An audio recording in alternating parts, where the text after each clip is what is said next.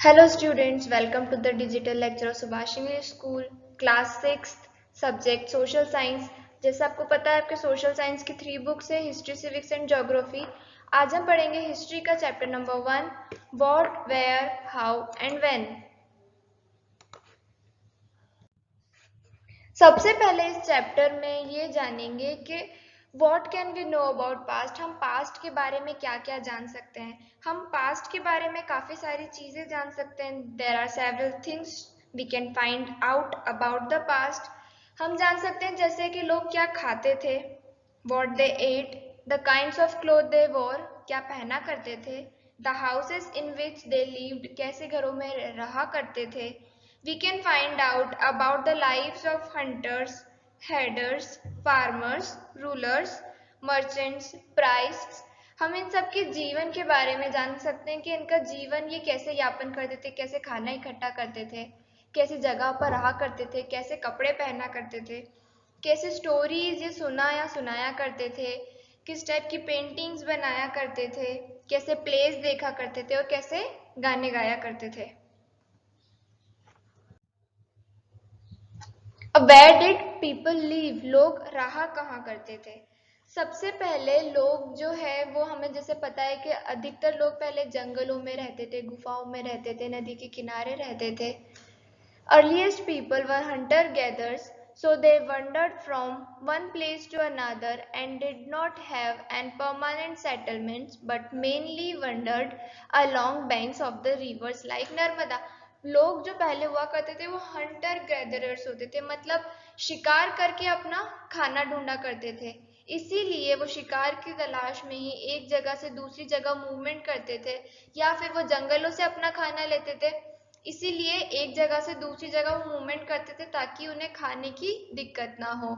इसीलिए उनका permanent settlement नहीं होता था। वो नर्मदा नदियों के किनारे रहते थे, जिसमें से एक एग्जाम्पल है नर्मदा रिवर। गंगा रिवर के किनारे भी रहा करते थे। People began to grow crops like wheat and barley in Suleiman and Kirthar hills around 8000 years ago। पहले तो लोग जंगलों से जो मिलता था उन्हें वो खाते थे, या फिर वो जो खाना इकट्ठा करते थे शिकार करके वो खाते थे। लेकिन सबसे पहले सुलेमान और किरथार हिल्स के आसपास वहाँ की औरतों ने खाना कलेक्ट करना स्टार्ट किया, क्रॉप्स उगाना स्टार्ट की। क्रॉप्स में सबसे पहले क्या उगाई थी उन्होंने, तो वीट और बार्ले। कितने समय पहले, तो कम से कम 8000 ईयर्स पहले। And also in Garo hills in north east में गारो हिल्स है, वहां पर भी लोगों ने फसल उगाना फिर शुरू किया था। Then they started cattle rearing to get meat, wool and skin। उसके बाद उन्होंने पशुपालन शुरू किया, पशुओं को पालते थे। उनसे क्या मिलती थी, उन्हें मीट मिलता था, वुल मिलती थी और उनकी स्किन से वो कपड़े बनाया करते थे। Rice was first grown in the north of Vindhyas. Vindhyas के नॉर्थ में सबसे पहले वीट राइस की खेती स्टार्ट की गई थी। Around 4700 years ago, some of the earliest cities flourished along the banks of Indus and its tributaries। Tributaries क्या होता है, एक नदी मेन रिवर की जब छोटे छोटे नदियां एक जब मेन रिवर से निकलती है तो उसे ट्रिब्यूटरी कहते हैं। आपको मैप में इंडस रिवर की 4 ट्रिब्यूटरीज दिखाई देगी, Sutlej, Ravi, Jhelum and Chenab.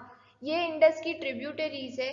Something 4700 years पहले यहाँ पर सिटीज बसना स्टार्ट हुई थी, जिसे इंडस वैली सिविलाइजेशन कहते हैं। इंडस वैली सिविलाइजेशन जो है वो किसके किनारे था, तो इंडस रिवर के किनारे।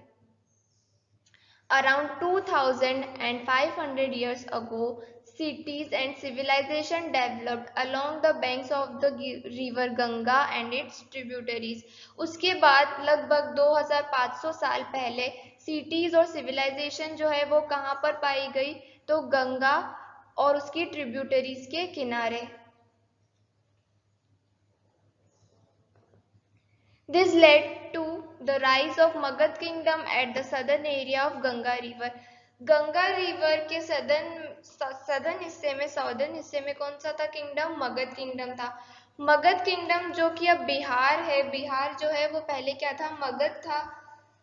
Now lying in the state of Bihar, it's ruler were very happy and powerful. उसके रूलर जो थे वो काफ़ी ज़्यादा पावरफुल थे। उन्होंने अपना किंगडम का इंडिया के दूसरे हिस्सों में भी स्टैब्लिश किया था।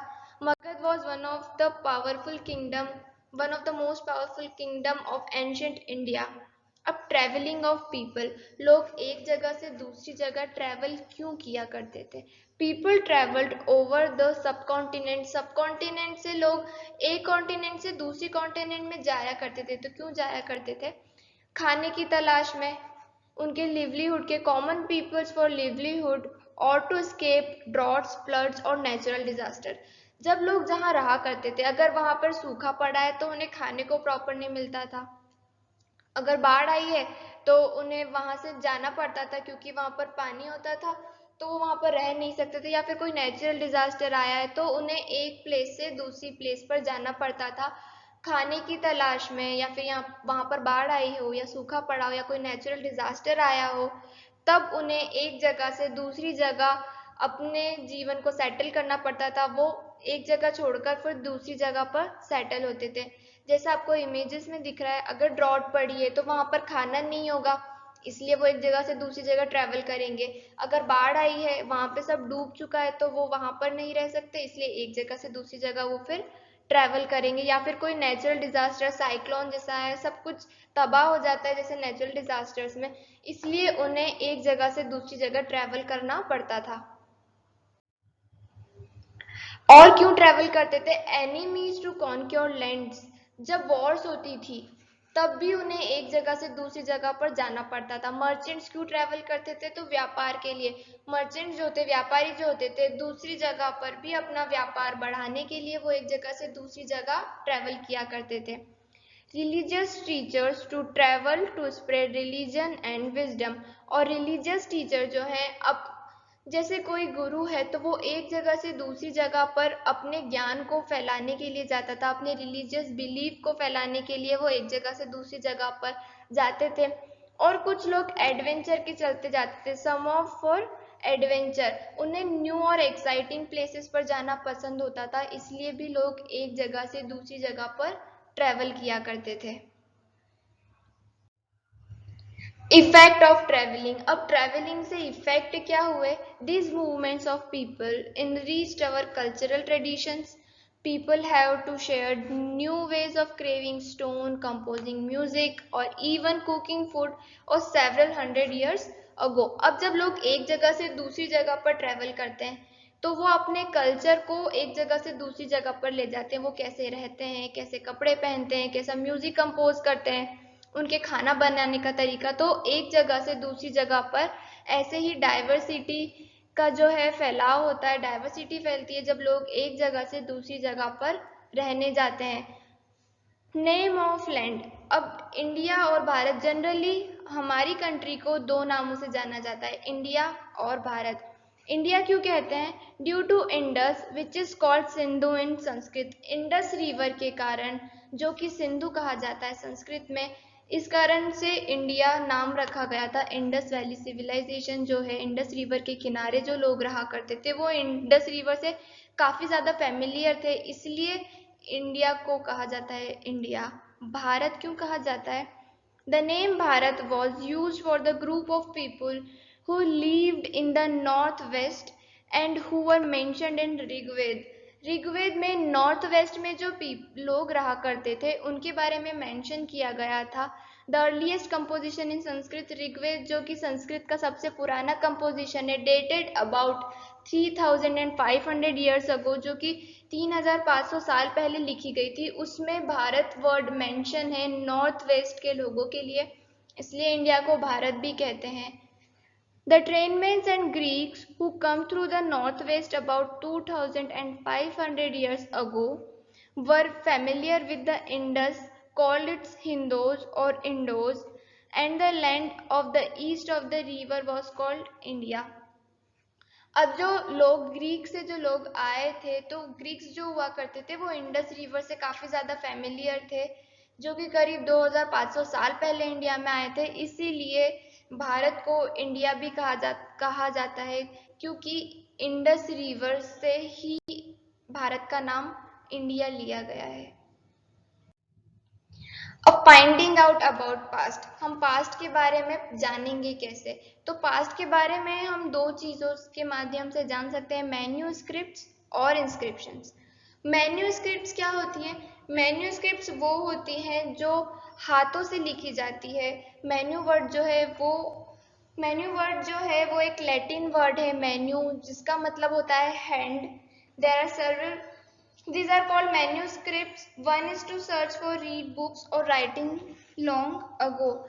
पहले मैन्यूस्क्रिप्ट्स लिखी जाती थी हाथ से, पाम की लीव्स पर ये जनरली लिखी जाती थी, हाथ से लिखी जाती थी। इसको जनरली संस्कृत में लिखा जाता था, या फिर प्राकृत जो वहाँ की लोकल लैंग्वेज होती थी उसमें, या फिर तमिल में इसे लिखा जाता था। मैन्यूस्क्रिप्ट्स हाथ से लिखी जाती थी। मैनू जो वर्ड है वो एक लैटिन वर्ड है जिसका मतलब होता है हैंड, तो ये हाथों द्वारा लिखी गई। कई समय गुजरने के बाद या तो कुछ मैन्यूस्क्रिप्ट्स इंसेक्ट्स द्वारा खा ली गई, कुछ डिस्ट्रॉय कर दी गई, या फिर जो बची है वो हम किसी म्यूजियम में या फिर किसी पुराने मंदिर में देख सकते हैं। मैन्यूस्क्रिप्ट्स को जनरली पाम की लीव्स पर लिखा जाता था।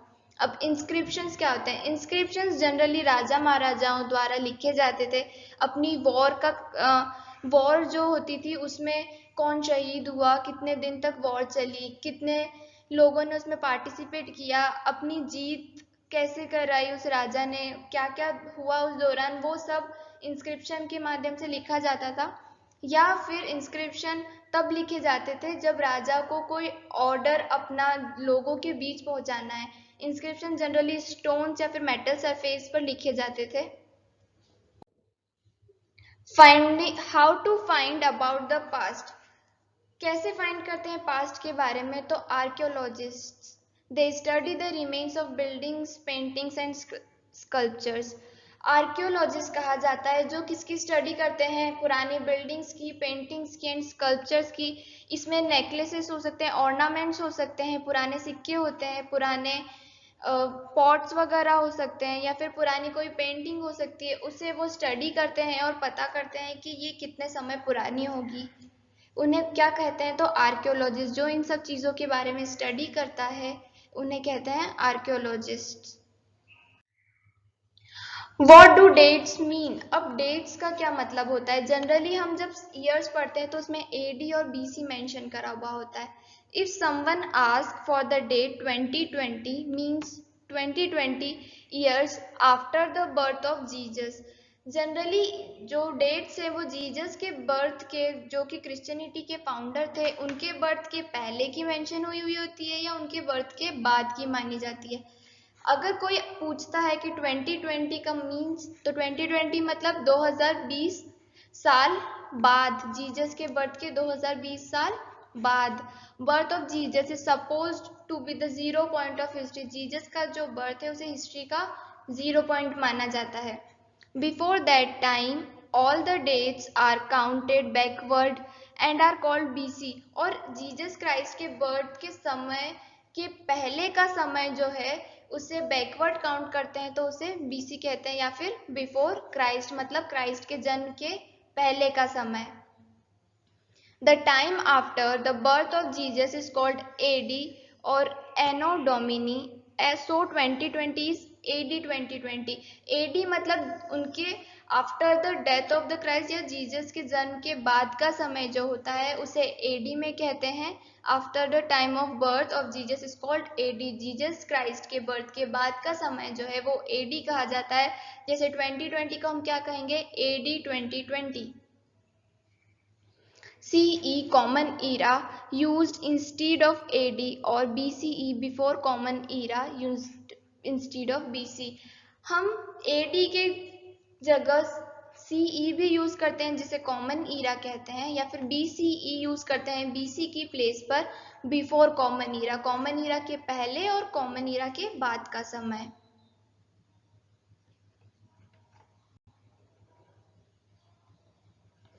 आपको यहाँ पर एज एग्जाम्पल बताए गए हैं इंस्क्रिप्शन के।